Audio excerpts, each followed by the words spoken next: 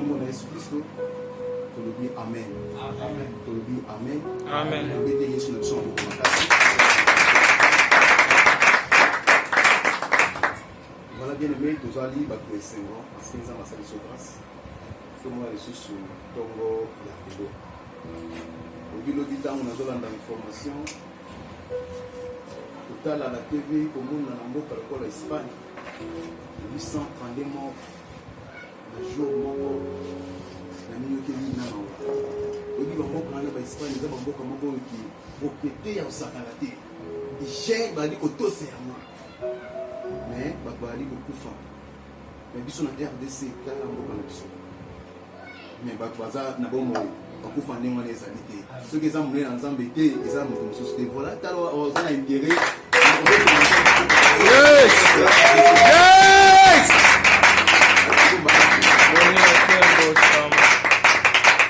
Bien aimé, avant tolendisama na likomi oyo bapesa biso po bakaboli biso bamakomi oyo tokoloba lelo dimanche nalingi na fortifier mutu moko na fortifier libota moko toza na Nombre chapitre 31 verset 49 likomi oyo zwa yango na journal lelo evanda kati na motu na yo nalingi na fortifier yo po oyeba ete Nzambe alingi yo nini totangi na kombo na Yesu Kristo et lui dit tes serviteurs ont fait les comptes des soldats qui étaient sous nos ordres et il ne manque pas un homme d'entre eux.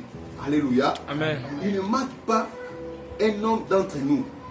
Balobini nasi bana Israël bazalaki na bitumba na sima ya bitumba wana baye ko compter nombre ya basoda baye ko yebisa Moïse ke moko te na biso azangi. Alléluia. Amen. Bini na yebisa yo ke ozali soda ya Yesu Kristo na sima ya ba maladie oyo na sima ya guerre oyo tozwa na yango tika na yebiso ke moko te ya libota na yo akozanga. Amen. C'est-à-dire moko te ya famille na yo akozanga. Amen. Moko te ya ba proche na yo akozanga. Okotala libota na yo soki bozalaka seti bozalaka seti ndenge wana. C'est-à-dire quoi? Maladie ko yeba kokota na famille na yo te. Na guerre oyo yo kokufela mutu moko te. Amen. Na guerre oyo yo kozangisa ta mutu moko te. Amen. Pourquoi? Parce que oza na kati ya boîte na Nzambe. Amen. Nalingi ke mutu moko ozalaki jeudi azwa lele ici ya jeudi atambola kana na mutu na ye. Que yo ozwami na boîte oyo Yesu Kristo azali. Malgré ba mbonge, malgré ba guerre, malgré ba maladie, le fait que yo ozwami na boîte oyo Yesu Kristo azali, yo okokufa te. Amen. Yo okobungisa mutu moko te ya libota na yo. Amen. Boko compter, boko mesurer nombre ya famille na bakozalaka ndenge wana dans le nom de Jésus. Eza bongo betela Yesu Kristo boko makasi. Voilà pourquoi n'attendons le lot de juifs il faut mettre la biso dans Romains chapitre 12. Romains chapitre 12 verset 1. Et ça, maman tambour va faire biso tout partager. Bande komi surtout ici ka basali ba otanga pe ni komi oyo. Romains chapitre 12 verset 1. Maman na biso likambo ezali un culte raisonnable. Totangi na kombo na Kristo. Je vous exhorte donc, frères, par les compassions de Dieu, à offrir vos corps comme un sacrifice vivant, saint, agréable à Dieu, ce qui sera de votre part un culte raisonnable. Amen. Parole du Seigneur, devant nous, au combat d'esprit. Awa ezali Thomas Paul, apôtre Paul, azali kolengisa bandeko ya Rome.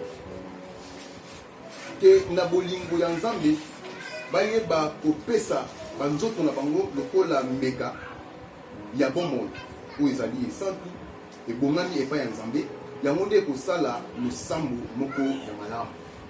Tala likomi oyo tolingi topartage na ntongo ya lelo. Omoni na batemps oyo tokomi na yango na batemps ya pasi boye esengeli na biso bana Nzambe tonizonga kati na biso. Paul alobi na bolingo ya Nzambe. Oh, soki totali bolingo na Nzambe mpo na biso eza monene mingi. Je cite mazalaki kotambola na mokili oyo. Bible lobi ke azalaki kodikisa bato toujours par la compassion, c'est-à-dire soki asimbami na motema nde aye kodikisa moto, c'est-à-dire compassion nzambe ezali plus que amour wana, c'est-à-dire le fait que bolingo na ezalaki ya koleka asepelaki kopesa Yesu Kristo mpona biso. Bolingo wana nde esaki ete akufa na ekulusu na bisika ya ngai na yo.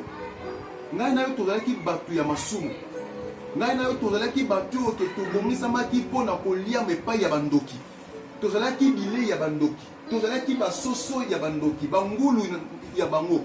Mais na bolingo ya Nzambe, na bolingo ya Yesu Kristo, andimaki komikaba na ekulusu mpo ke ngai na yo tokoma bato na bomoi. Alléluia. Voilà na batan oyo ya suka oyo tokomi na yango. Mwana Nzambe esengeli ozala moto oyo alamuki, parce que boyei ya Yesu Kristo ekomi pene. Alobi toyeba kopesa nzoto na biso lokola mbeka ya bomoi, parce que eza pe na bambeka ya kufa. Bambeka ya kufa eza nini? Tango mutu azali kosala makambo oyo ezali kozongisa lokumu epai ya Nzambe te, ozwi nzoto na yo okabi yango mpona impudicité, ozwi nzoto na yo okabi yango mpona moyibi, ozwi nzoto na yo okabi yango mpona eloko moko boye songolo oyo ezali kozongisa lokumu epai ya Nzambe te, c'est-à-dire ozali kokaba bambeka ya liwa. Or ngai na yo Yesu Kristo so azwa ya nzoto na biso akufa na yango na ekulusu. Voilà pourquoi esengeli na biso tozwa nzoto na biso tokaba yango lokola mbeka ya bomoi, parce que toza susu bato ya kufa te, tokoma bato ya bomoi. Na mikolo oyo ya suka lolenge kaka tozali komibatela mpo ke maladi ezwa biso te, esengeli na biso mpe tomibatela mpo torate enlèvement te. Esengeli na biso mpe tomibatela mpo ke soki Yesu Kristo aye tozanga lola te. Bato bazali koprotege mpo ke maladi esimba bango te. Na tika na yebisa yo ke coronavirus ekoleka na yango, sida pe ekoleka, cancer ekoleka, diabète ekoleka, mais liloba na Nzambe ekoleka te. Enlèvement ezali sûr, enfer pe ezali. Ndenge tozali ko se protéger pour que maladie ezwa biso te, to se protéger pe que to rater enlèvement te. Amen.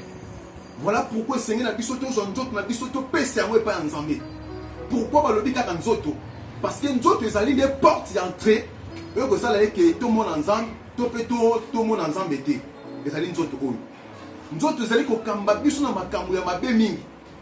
Bien aimé, nalobaka toujours que ennemi na yo ya liboso, ennemi na ngai ya liboso, ennemi na biso surtout ya liboso, ezali noko na yo te, ezali papa na yo te, ezali mama na yo te, ezali yaya na yo te. Ennemi na yo ya liboso eza nzoto na. Amen.